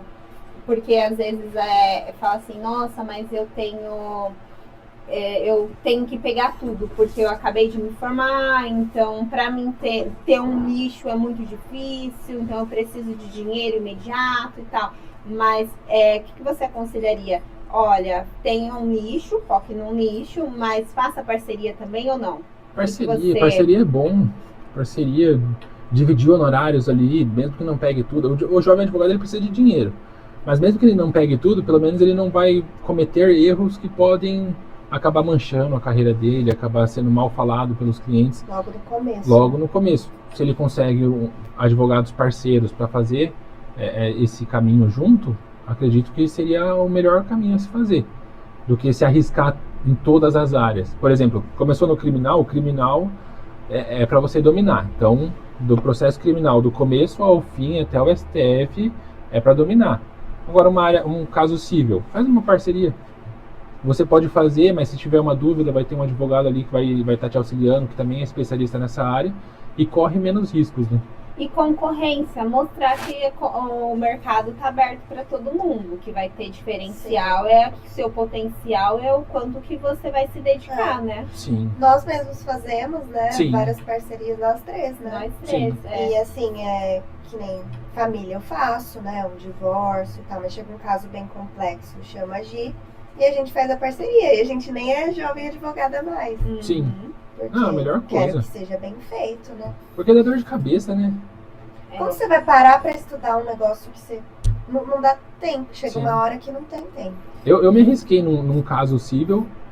A gente tem a base. A gente sabe o que fazer, o que dá pra fazer ou não, e eu sou curioso. Então, minha forma de atuar eu peguei um caso, eu sei que eu dou conta, eu procuro uns 10 processos sobre o mesmo caso e analiso todos os processos para ver como os advogados fizeram. Então, casos de média e baixa complexidade ali, até dá para você se arriscar a fazer se você tem uma base boa. De civil e processo civil, a minha base é boa até. Eu não sou especialista na área. Mas o processo em si foi mais dificultoso do que poderia ter sido se eu tivesse um especialista ali atuando junto comigo para dividir os honorários. Então, corre-se o risco. E tem um trabalho a mais. E tem o risco é de ganhar, o risco é de perder, isso já tem em todo momento. Mas eu acho que é interessante isso que você fala, da especialização, de buscar um nicho, de seguir. Porque hoje a sociedade é diferente. Hoje a sociedade está buscando especialista. Sim. Você é especialista nisso, você então entende do assunto, domina o assunto, é você que eu vou atrás, entendeu? É muito melhor e eu acho que é seguro. E a rede social tá aí também, Sim. né? Sim. A rede social tá aí para você passar o seu trabalho de uma forma ética, né? Porque a gente tem ainda o código de ética, então não é fazer tudo e qualquer coisa, né? Então isso também é importante, né? Poder divulgar o seu trabalho, ter a rede social como uma aliada, ter a inteligência artificial como uma aliada, Sim. não como ao seu empregado, como que eu posso dizer? Como muleta. Perfeito. É uma ferramenta, e é uma ótima ferramenta. Ótimo. Sim, com certeza. E no passaporte a gente teve uma aula sobre isso, sobre inteligência artificial, que eu nem sabia que existia. Uma que lê documentos, aqueles processos de 23 mil páginas, faz a leitura. Gente, que advogado vai ter tempo para ler 23 mil páginas? Só se parar tudo que tá fazendo e guardar uns bons dias só para fazer isso. É um e caso... não precisa, tem uma IA específica nisso. Qual que é? Eu não lembro o nome, será que é a Lovable? Então, eu acho que tem essa, mas tinha mais uma também. Eu gosto muito do Gemini e eu gosto muito do ChatGPT, mas hoje em dia tem outras. Que tem uma que você manda o PDF, ela fica expert nesse PDF, seja livro, decisão, o que for. Acho que é essa. E você faz perguntas sobre o documento que você enviou. Aí ela vai respondendo. Sim. Mas não que você tire a sua capacidade de analisar. Você tem que saber analisar. Eu gosto de ter um panorama do todo primeiro. E depois eu analisar pessoalmente. Eu faço inverso, gente. Eu analiso, não sei por que eu faço inverso. Eu analiso o documento inteiro e depois eu jogo lá. Aí quando eu vou fazer a pergunta, se eu vejo que já tem uma divergência, tá, mas por que tá divergente da minha análise? Eu volto e faço análise. Não, você tá errado nisso. Porque eu acho ainda que a IA, ela erra mais do que o ser humano. Como que erra a IA muito? E ela tem uma interpretação que às vezes você fala... Você tá sempre certo. Não, mas às vezes você faz análise de um documento, você fala, cara, como que você chegou nessa análise? Tá muito louca essa sua análise. Não, refaça, porque tal parágrafo fala isso, tal parágrafo fala isso. A intenção não foi realmente essa. Eu vejo muito isso da IA. E ela é insistente no erro dela, né? Ela é insistente. Ela fala, não, você tá certo, eu estava errado, e fala a mesma coisa. Ela fala, não, você tem razão, não era bem assim e tal. Lei é muito louca, lei mesmo. Aí se você não vai atrás e não vai ver a lei, você fala assim, tá, mas um exemplo, a lei de direito digital não é a 14 mil, é 15 mil e pouquinho. Então tá errado. Não é essa lei. Aí você mesmo tem que ler o artigo de lei. Eu trabalho muito com a vara de família, Estatuto da Criança e do Adolescente. Tá, mas não é esse artigo que fala isso, é tal artigo. Então você vai corrigindo aí. Então o jovem advogado não pode chegar e achar que ela é a resolução do seu problema, pelo amor de Deus, sem fazer análise crítica. Não. Às vezes, ler o processo, a interpretação da decisão é totalmente diferente daquilo que o juiz falou. Então, é receoso. E elas falam que não são treináveis, mas são. São. Eu tenho uns prompts pra deixar ela até melhor. Um dia eu coloquei um que era só faço esqueleto das razões finais, só que eu tava pela reclamada, que é mais raro, mas tem uns casos. E aí ela fez totalmente pro reclamante. Eu falei, não. Ela já é enviesada. Já. Ela já tem. Se você não lê, imagina. Pedindo a condenação pela reclamada. Às vezes as palavras fogem, né? Eu não lembrava qual que era a palavra de um parágrafo que eu sempre falo, que é falando qual sindicato é o aplicável, qual convenção. Aí eu, o que é aquele que eu uso sempre? Não sei o que do sindicato. Coloquei desse jeito, ela. Enquadramento sindical, eu sei, Ananda, então.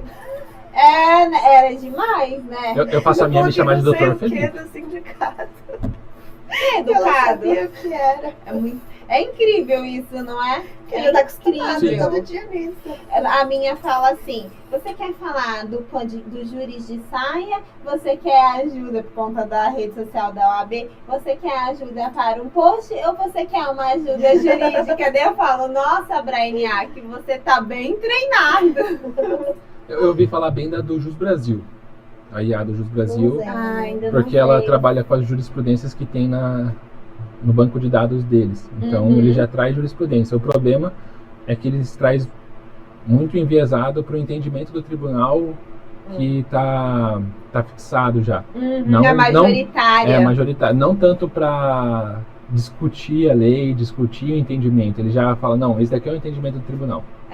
Mas eu pesquiso as júris, copio tudo e colo no chat GPT. Leio também. Sim. Mas pra ela me dar um resumo, assim, que a maioria dos tribunais entendem sobre isso. Mas eu coloco as que existem, porque senão ela vai inventar. Mas eu achei que melhorou muito do ano passado pra esse ano com relação a leis. Tipo assim, errar artigo, eu não peguei mais erros. Não sei se é porque eu uso muito os mesmos e ela acostumou, sei lá. Mas... Artigo eu nunca tive problema também. No começo tinha. Eu tive problema com 19 do ECA, confundindo com o quarto, confundindo até com lei, 33. número de lei. Número de lei, o último que eu fiz, ela estava falando de direito digital, que foi essa modificação que teve. Ela colocava a lei 14, mas não é a lei 14, é a lei 15 mil, acho que é 260, alguma coisa assim. Não é a lei 14, é a lei tal. É mesmo, não sei o que da lei 14. Mas, gente, não é a lei 14, então ainda pega. Esse ano deu uma melhorada com Melhorou. leis e artigos. Melhorou Mas bastante. Era demais. Não, ela inventa muito. Mente bem. E às vezes você vai querer um caso que tem entendimento minoritário. Sim. Aí é complicado, né? Você mesmo vai ter que procurar. Né? Eu ainda gosto, acho que é necessário a gente procurar. A Patrícia Vanzolin, teve umas pessoas que falaram, que comentaram do Congresso da Jovem Advocacia, ela falava isso, gente, comentaram, algumas pessoas eu não assisti. Porque eu e a Nanda não assistimos, nós estávamos trabalhando igual camelo. E ela falou justamente disso. Uns cortes na internet, você viu? Falando, gente, a inteligência tá aí, mas aquele que ter como muleta, não foi exatamente essas palavras, vai ficar para trás, porque é necessário você entender, você saber aplicar. Eu acho legal, porque assim, sai um pouco da linha de produção ali, porque isso eu acho que aí vai fazer. Sim. Aí entra o advogado mesmo, a parte estratégica, né? E a nenhuma tem no momento. Essa parte estratégica, não. A advocacia, eu vejo que hoje, a advocacia, o advogado que se destaca mais, não é o advogado tanto que faz as peças. É o advogado que vai, despacha com o juiz, é o advogado que conversa com o pessoal do fórum, com o chefe de cartório, que faz sustentação oral, que faz audiência, essas coisas que o vínculo humano ali. A peça é importante, o advogado tem que dominar. Sim. É a obrigação, mas técnica, a diferença ali é esse tato com as pessoas, com quem vai julgar, com o Ministério Público, com o delegado, muitas vezes. É detalhe, né? Detalhes. É detalhe. A gente ganha ação no detalhinho. Sim. E, e sem tirar o lado humano. Porque Sem tirar a o lado IA, humano. ela não vê essa parte humana, que às vezes o detalhe Sim. tá no humano, que é o que a Patrícia Vanzolin falou, gente. É a técnica, é saber onde utilizar as formas e ter a IA como um ajudante. Você acha que futuramente, porque a gente está numa época em que tudo está melhorando, é possível extinguir a nossa profissão por conta disso? Não extingue. Que vai ter tanto acesso, tanta informação que a pessoa nem vai mais precisar do advogado? Não, acho que não. Também acho que não. Tem essa questão, né, do pessoal, né, do despacho, da conversa, de levar ali o detalhe mesmo para o juiz. Da técnica, né? Porque se for parar para pensar mesmo, o juiz, assim, ele trabalha muito, em poucos casos, faz muito tempo, né? Porque antes era o estagiário do juiz que decidia a petição que o estagiário do advogado enviava para o sistema, e sempre o estagiário agora mudou para IA, mas a questão do vínculo advogado, juiz, essas coisas, tem que ser o advogado, né? IA nenhuma substitui. Se bem que eu vi nos Estados Unidos um advogado, não sei se era uma alegação final, sustentação oral, que ele colocou uma IA para fazer a sustentação oral na sessão de julgamento. Então ele estava presencialmente e deu um play. Eu não vi o final. E eles não aceitaram isso? Então, não sei se o juiz deixou ou não, porque o juiz questionou no começo, mas continuou a sustentação. Então, eu não sei se vingou. Acho que no Brasil teve isso também. Colocou um áudio de IA com a voz da IA ainda. Foi uma audiência virtual, né? Peraí. Play. Eu não sei o que, bem robótico, Bem robótico. E provavelmente isso vai acontecer porque a inteligência artificial agora a gente consegue fazer vídeos que a gente manda o texto e é a gente falando, né? Então numa audiência virtual, possivelmente, isso já não acontece, né? Mas não fica a mesma coisa. Porque a sustentação oral é exatamente o contrário disso. Sim. Você demonstrar, olha, tem um documento, de você chamar a atenção para algo. E pode ter interrupção nesse meio tempo. Ele fala, doutora, mas eu não achei. Onde que tá isso mesmo? Sim. E aí, é IA lá falando sem parar? Né? O que funciona muito para mim é jogar na cara do juiz, do desembargador, decisões... Não. Com respeito. Jogar na cara com respeito. Jogar na cara com respeito decisões anteriores. Assim, discordar de forma, né? Não é nem discordar, é concordar com ele numa decisão anterior. Dele mesmo. Dele se contradizendo. Isso é muito bom. Quero vistas. Daí ele pede vistas. Deixa eu ver se eu falei isso mesmo. Não, peraí, calma. E essa pesquisa de decisões anteriores não é nem no Jus Brasil. Daí eu entro no ESAGE, seleciono o juiz e todas as decisões dele para ficar vendo. Mas até de primeira instância, porque daí você já tem um norte de como que esse juiz pensa. Isso é diferente. Isso é diferente. Esse é o tato. Faz a diferença para o advogado. Isso faz muita diferença. Sim. Do que você tacar tudo. Teve uma advogada que veio aqui, que eu falo isso que é a Ananda. Os clientes já fazem. Eles trazem para mim a ação. Eles falam, eu taquei no ChatGPT tudo que eu acho que eu tenho direito, ele resumiu, já tá tudo certo. Aí ele pega e fala assim, então seu trabalho tá feito, mas a metade não quer pagar. Nunca me falaram isso, senão já ia ter uma já tivemos essas coisas. É isso. Acho que eu não vou precisar de consulta. Quantos fica? Já fiz um ChatGPT. Eu já tive isso. Então continua fazendo. Eu já tive isso, mas no caso a mulher ela falou que existia um entendimento, uma jurisprudência falando em determinado sentido. Me dá um número. Gente, não existia. Eu falei, o que você fez? Eu coloquei no ChatGPT, mas não é esse o entendimento. Mas ela me deu uma jurisprudência, não falou jurisprudência, me deu uma decisão assim. Mas ela não existe, ela foi inventada. Mas pra você colocar isso na cabeça da pessoa, mas porque eu coloquei no ChatGPT, o ChatGPT falou que eu tenho direito sim. Fala pra ela ler as letrinhas pequenas que tem ali no fim, que fala, o ChatGPT comete erros. Daí eu tava praticamente achando que eu tava errada. nada. Ou quando ele fala pra procurar um especialista. Eu procuro um especialista. Aí eu falei, gente... Por isso que eu não uso o Gemini, eu uso só o ChatGPT. Porque a primeira vez que eu fui usar o Gemini falou assim... Não, isso daí já é o trabalho de um advogado, eu não vou fazer nada. Mas eu sou Se advogada. negando a trabalhar? Aham. Não é Eu sou admissível. advogada, o ChatGPT é muito melhor que você. É verdade. Não fale, vai criar uma rixa entre as IAs. Guerra de robôs. Aí eu liguei pra Fabi. Falei, Fabi, eu tô me sentindo incompetente aqui, porque, né, tá a cliente e a IA falando que existe. A Fabi, não, Gi, não existe. É a fulana de tal, ela ligou pra mim e fez a mesma coisa. Eu acho que ela tá querendo uma segunda opinião. Deu Falei, advogado discordar do outro e fazer aquela... E tá leiloando advogado também. É.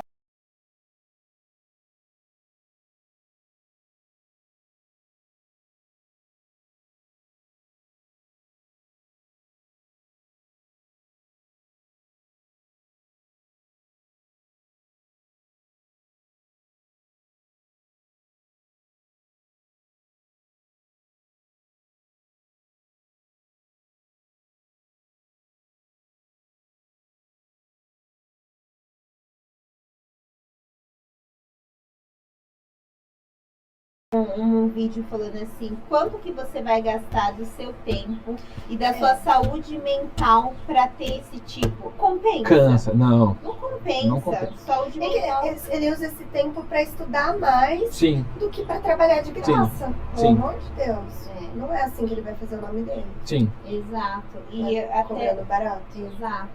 Ou nem cobrando. Ou nem cobrando. Exato. Trabalhista cobra consulta?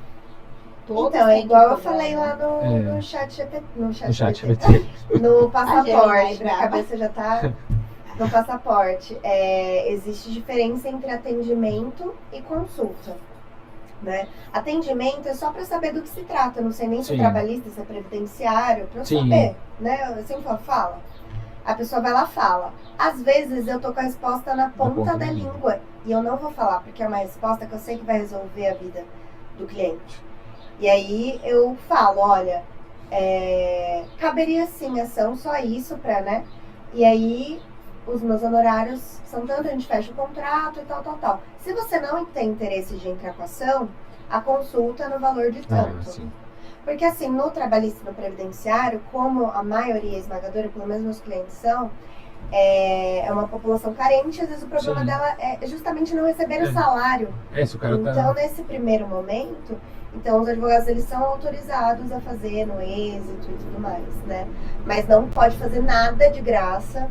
Por exemplo, você perde uma ação, não seria no êxito? Então, o ideal é que tenha ali no contrato, que é pelo menos 2 salários mínimos, enfim, coloca o valor, é meu mesmo se perder. Sim. Porque aí, advogado não pode trabalhar de graça nunca. Sim. Então, aí o que você tem que fazer? Não é interessante você perder.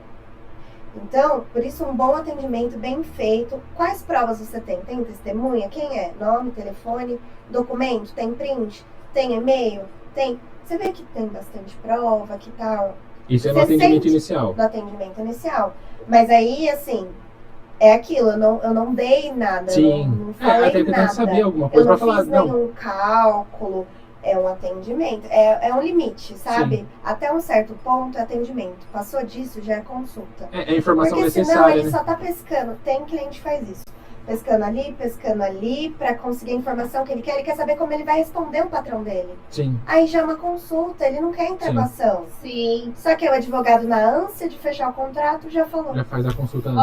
Quando Não vem... pagou nada, olha que esperto. Quando tira uma dúvida... E não fechou com ninguém. Aquela coisa de tira uma dúvida, Não. tá, o que você quer saber? É exatamente isso, cabe ação, não cabe ação. Quer tirar realmente a dúvida, retirar a dúvida é uma Sim. consulta. Isso. Então, o valor é tanto, R$400, R$500, a gente cobra R$1.000, Sim. tá?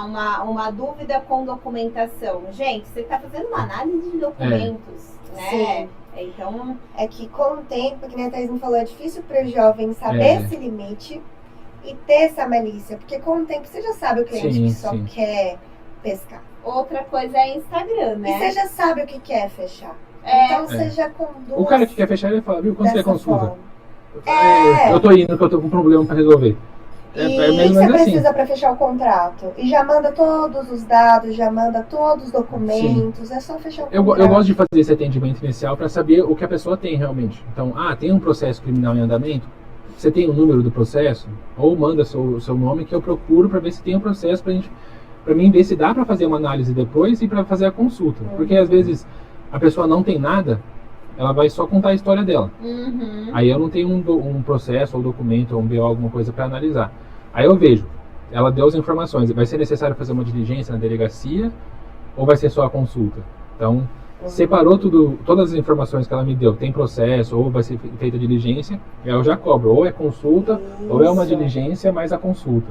No previdenciário eu faço isso também, que nem quando a pessoa depende de PPP e eu que vou atrás de PPP, às vezes eu preciso até fazer uma ação judicial só para conseguir o bendito do PPP, tem lá no contrato, que é um valor por PPP, por documento que precisar, qualquer diligência que eu fizer. Por petição, no final. Por petição, igual eu estou fazendo uma aposentadoria agora, e de um lugar que eu sempre tenho assim, muitos clientes de lá. E nesse caso, funcionário público de Tietê. E eu preciso de um determinado período que não está constando no CNIS, porque se não está constando no CNIS, o que acontece? Por exemplo, eu trabalho de 2020 a 2022. Só que no CNIS está constando só 2020 e 2022. 2021 não está constando.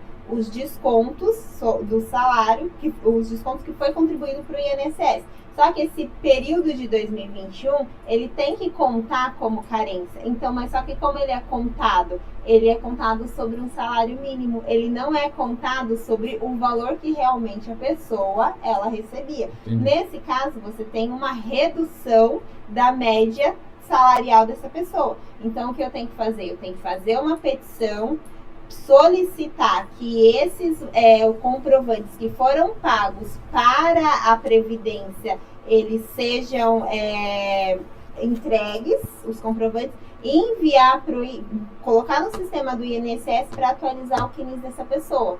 Então, nesse caso específico, que inclusive eu estava fazendo ontem, ele tem 36 meses que não estão constando. 36 meses sobre um salário mínimo com uma pessoa que recebia 2 salários mínimos vai influenciar muito na aposentadoria, no valor da aposentadoria dele, da renda mensal dele, da média salarial, para você fazer o cálculo de quanto que ele deveria receber. Isso já é uma petição que é um trabalho fora daquilo que você tem que fazer. Então, isso daí já é uma coisa que tem que ser cobrada. Sim. Tem que ser calculado antes. Tem que ser calculado antes, exatamente. Tem coisa que vai aprendendo com a prática também. Com a prática, Algumas coisas a gente vai ter que trabalhar de graça para aprender que tem que calcular antes para cobrar. Sim, mas... Assim, no começo eu digo, né? Depois você aprende. Sim, porque, a Nanda tá 9 anos de advocacia, né, Nanda? Então, assim, com o tempo vai tendo... Sempre tem uma coisa nova para aprender. Mas isso também entra na coisa que a gente falou da parceria. Então, fazer o network, conhecer um advogado que atue na mesma área, trocar essas experiências também podem evitar esses riscos de... eu faço parceria com a NAN também de previdenciário, porque eu falo assim, essa parte de previdenciário que eu não gosto, NAN, tá aqui pra você, porque você tem muita prática, é uma excelente advogada que trabalha nessa área, entendeu? Então, assim, compensa mais. Por quê? Você acaba ficando nichada dentro da sua área. Exato. Por exemplo, trabalhista, a maioria esmagadora dos meus clientes são trabalhadores chão de fábrica. É difícil, eu não tenho nenhum PJ, por exemplo, né? E no previdenciário não vem tanta aposentadoria assim, é mais doença. E que eu amo fazer. Gente, a Nanda é ótima de auxílio doença, né? Eu adoro. De aposentadoria por incapacidade. Porque a gente não é médico. Aposentadoria por incapacidade permanente. Nossa, eu tô tão feliz. Por que você tá tão feliz com a capacidade permanente? Eu não entendi. Eu não entendi. O bom que eu achei que eu ia ser cancelado. Eu ainda tô acostumando que é gravado, né? Porque antes era ao vivo e a gente ficava meio calma. Não, Agora tudo bem, qualquer coisa a gente corta. calma. Coloca o pi. Beth. Eu acho muito Porque engraçado. a procedência, não só a gente, né? Da contente, o cliente também, É. tá? Vai pela Gente, você procedência. consegue apresentar o cliente? Por incapacidade. Nossa. Fê, pare. Felipe, tem graça isso, né? A pessoa já tá incapaz, permanente Sim, ou sim. temporária. A gente vai lá e aposenta, ela tem uma Sim. renda. Não. E às vezes nem tá recebendo, vai receber bons atrasados. E tem muita incapacidade que as muda a pessoas vida nem da pessoa, sabem, né? Só isso. É. Tem, gente.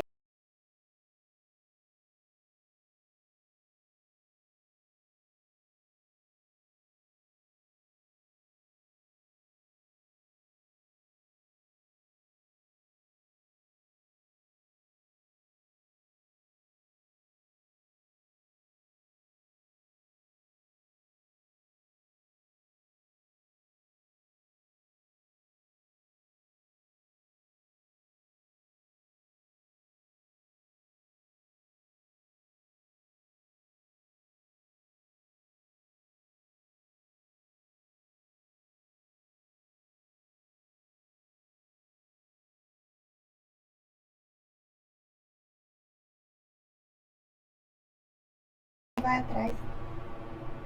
É muita burocracia também, né? Mas assim, honra, Sim. a pessoa não tem renda. Pelo menos comer ela vai com aquele dinheiro, né? Mas. E a gente pensa assim. Mas o LOAS não é sempre miserável, né? Porque até pode ultrapassar no judicial, às vezes a gente consegue, mesmo ultrapassando a renda que tem que ter. Porque depende de todo um contexto. Tem LOAS que é carente, assim, mas nem tanto, assim. E aí é uma burocracia.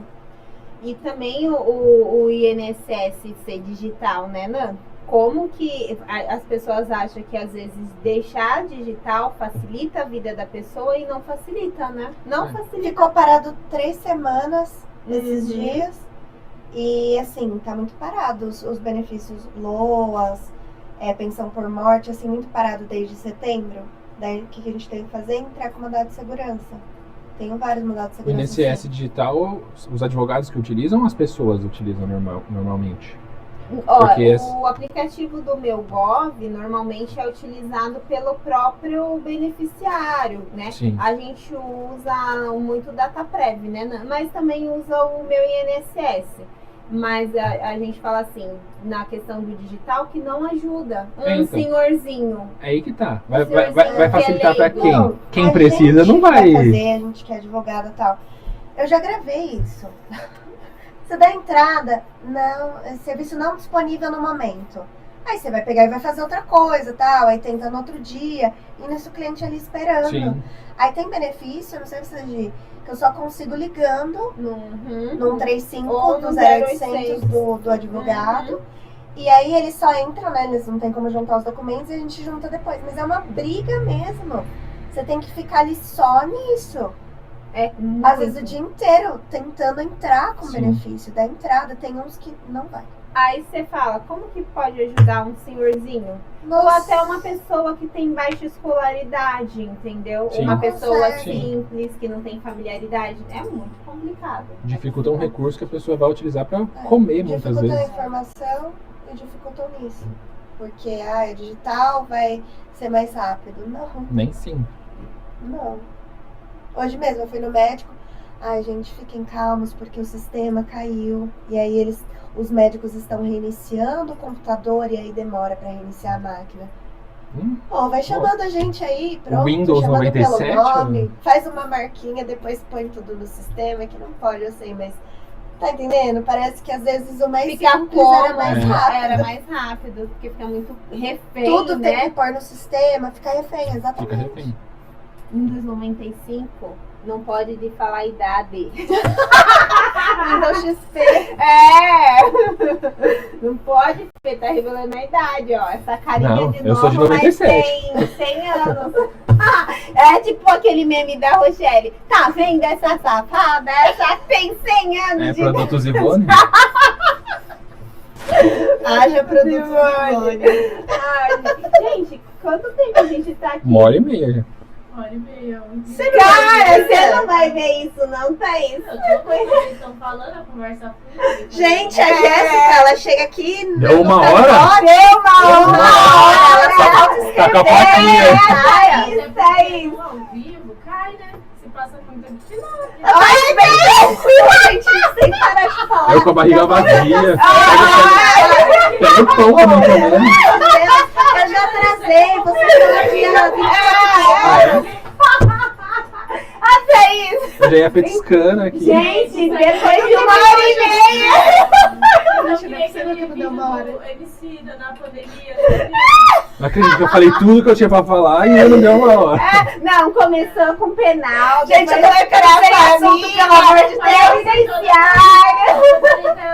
Tá indisciplinada. Trabalhista, passamos por Casamento. O Felipe que começou a fazer pergunta. Trabalhista é assim também. Sejam bem-vindos a mais um. Ele já tá pronto. Gente, eu Mas eu falei pra vocês, é legal quando vocês dão a opinião de vocês, a vivência de vocês, é interessante. É bom de ouvir. É legal a troca, né? Às vezes o podcast ele só engrena depois de um tempinho, assim, Sim. que começa a virar uma conversa de verdade, né? Então é Uma troca. Então é isso, gente. Nosso podcast chegou ao fim. Não vamos ter As perguntas? o ping-pong, porque tem 1h30 Vai ser tirado. gravado que será vai ser editado. É. Fê, deixa Tem- tirando os cortes que vai ter que ter. tipo, rindo. Mas ficou bom esse tempo também. Ficou gostoso, tem que deixar. Fê, deixa as suas redes sociais pra nós, como que a gente consegue entrar em contato com você, fale aqui as suas redes sociais, pra quem estiver interessado no seu trabalho também, né, e precisa de uma orientação, não uma dúvida, de direito criminal focado para sua área, e até um jovem advogado que queira saber como que eu entro numa comissão da seccional, ou como eu entro em uma outra comissão, que você é de Salto, você é de Sorocaba, você também é de São Paulo, como que faz? Então, deixa suas redes sociais. Ali, Fê! Eu tava lembrando minhas redes sociais. Foi muita informação pra uma coisa. Devia ter trazido um caderninho. Passar o bebê da nossarela. Então, um monte de... As minhas redes sociais, eu uso mais o Instagram. Felipe Pedroso ADV. Eu não estou falando tão sério nesse Instagram, eu estou falando mais sério no do Gomes Pedroso Advocacia, que é o Instagram do escritório. Eu tenho que falar sempre olhando pra lá? Sim, redes. Então Pra quem tá assistindo, te seguir. então eu vou repetir, posso repetir? Pode. Pra editar. Vai, Tenho dúvida agora. pode falar as suas redes sociais, a Thaís tá achando ali. As minhas redes sociais, o Instagram pessoal é Felipe Pedroso ADV, não estou publicando tanta coisa séria lá. O que eu publico mais informações importantes é do Gomes Pedroso Advocacia. Da questão das comissões, na OAB de Salto, tem que falar com o presidente da comissão? Agora não fiquei na dúvida para participar da comissão. Tem que Aqui fazer... é com o presidente da comissão, né, que ele faz Aí os ele... trâmites. Isso, exato. Da seccional, se não me engano, agora eu fiquei na dúvida também se abre prazo, Formulário, se abre prazo para inscrição ou se tem um formulário no site de cada comissão. Agora eu fiquei na dúvida também dessas duas questões. Eu acho que tem um formulário, né, no site da OAB tem um formulário, você vai na OAB, coloca comissões e preenche o formulário. Mas acho que não tem prazo, né? Acho que não, Aí é acho que análise de 30 dias. Eu não sei se tem prazo, Fê, não me eu não recordo. lembro. Eu acho que não. Não sei. Mas depois sai a nomeação lá e fica... 30 dias, né? É legal. E é isso, gente. Foi um prazer, Fê, receber você aqui no Júri de Saia. Foi muito gostoso esse bate-papo, bastante aprendizado. Espero que você retorne mais Parte vezes. 2. Parte 2. Falamos pouco. Eu que agradeço. Muito Eu tô obrigado pelo louca. convite e voltarei sempre que for possível. Muito bom. E é isso, gente. Tchau. Não esqueça de nos seguir nas redes sociais. E vai estar disponível esse episódio no YouTube. Um beijo e até mais. Ô louco, Fê, 2